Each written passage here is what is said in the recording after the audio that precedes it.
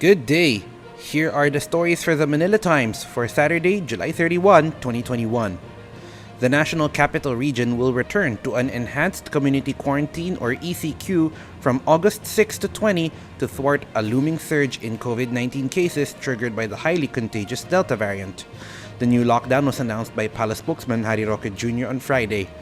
The independent KUWTT research group has been calling for a circuit breaker lockdown to decisively cut off the spread of the Delta variant. Business groups and even the Department of Trade and Industry had warned that another hard lockdown would make the process of revitalizing the economy even more difficult. Metro Manila will remain in general community quarantine with heightened and additional restrictions until August 5 before transitioning to ECQ, Roque said.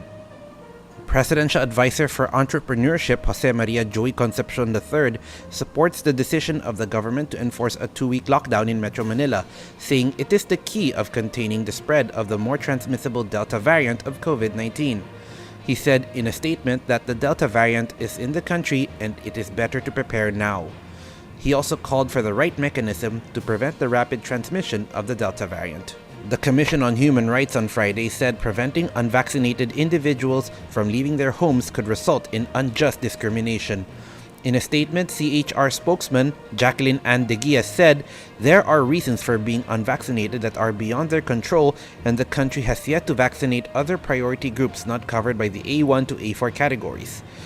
During a briefing on Thursday, President Rodrigo Duterte said he wanted policemen and barangay officials to stop people who refuse to be vaccinated from leaving their homes to prevent them from being walking spreaders of COVID-19. The Delta variant of COVID-19 is the biggest roadblock on the path to economic recovery, Bangko Sentral ng Pilipinas Governor Benjamin Diokno said on Friday. Speaking at the Manila Times Mid-Year Economic Report, Diokno said restrictions meant to stem the spread of the virus could also dampen the momentum that had been building in reviving economic growth. He said the country's 4.2% first-quarter gross domestic product growth rate was lower than predicted, but green shots of recovery can already be seen in several sectors, including manufacturing. Philippine boxer Nesty Petesio continues her quest for a gold medal at the Tokyo Olympics today, taking on an Italian opponent in the women's featherweight semifinals at the KUWTT Arena. Already assured of a bronze medal, the pride of Santa Cruz Davao del Sur is expected to go all out against the taller Irma Testa at 12:39 p.m. Philippine time. A win by Petesio assures the country of its first Olympic boxing silver medal in 25 years. The last one was won by Mansueto Onyok Velasco Jr. in the 1996 Summer Olympics in Atlanta.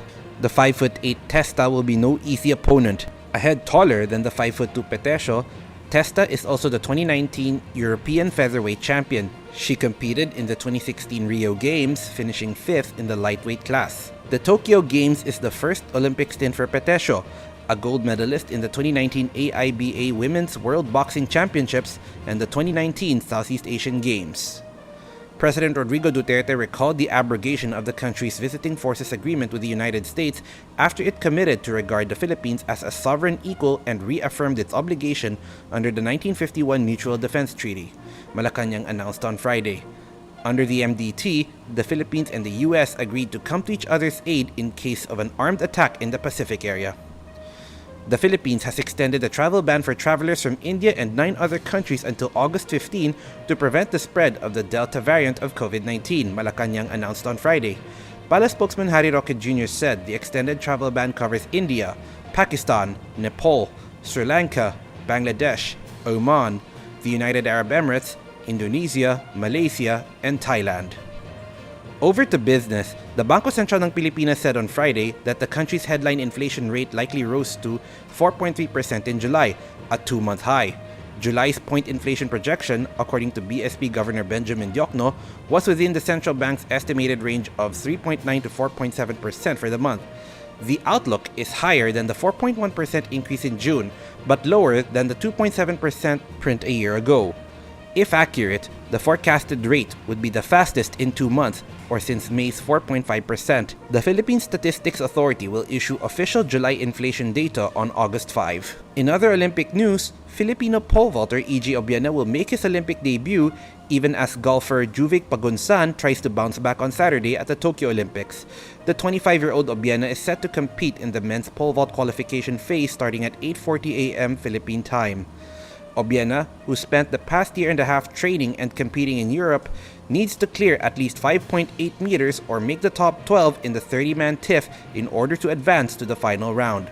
The Tondo native is in Group A of the competition with 2012 Olympic gold and 2016 silver medalist Renaud Lavillenie and his younger brother Valentin of France, Masaki Ajima of Japan, Michael Claudio Stecchi of Italy, Augusto Dutra of Brazil, Pavel Wojciechowski and Robert Sabera of Poland, Sondro Guttormsen of Norway, Oleg Ternikel and Torben Blech of Germany, Jin Min Sub of South Korea, Emanuel Karalis of Greece, Curtis Marshall of Australia, and Casey Lightfoot of the United States. Obiena's podium aspirations got a boost with the withdrawal of 2016 Olympic bronze medalist and two-time world champion Sam Kendricks of the United States. Kendricks and Germán Chiaravillo of Argentina tested positive for COVID-19 and were not allowed to compete. Antonio Contreras and Dian Macabenta are today's front-page columnists. Contreras believes politicizing is not all bad, while Macabenta discusses about women on their views of climate change. Today's editorial calls for Dumaguete City to scrap its reclamation plan. Read a full version on the paper's opinion section or listen to the Voice of the Times. For more news and information, get a copy of the Manila Times on print, subscribe to its digital edition, or log on to www.manilatimes.net. Follow us on Twitter, Facebook, or Instagram, and keep up with the Times. On behalf of the Manila Times, this is Arik John Sikua reporting. Have a safe weekend ahead.